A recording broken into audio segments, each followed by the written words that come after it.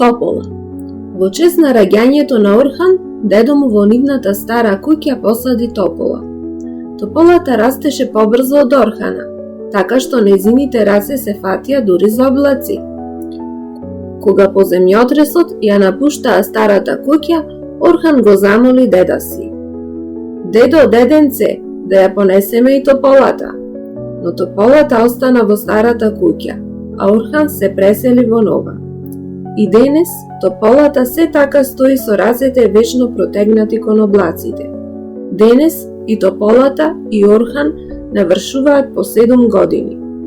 На својот роден ден тие многу се веселеа и смееа. Прик вечерта, кога сите другарчиња на Орхан се разотидоа, тој го грабна за рака деда си и појдоа кон тополата. Орхан, со стомнето што го носеше со себе, истури вода во стеблото. Тој рече: "Расти ми, тополо." Тополата ги залула своите лисја и еден лист падна токму на Орхановата дланка. Тоа беше роденденскиот подарок за Орхан од тополата.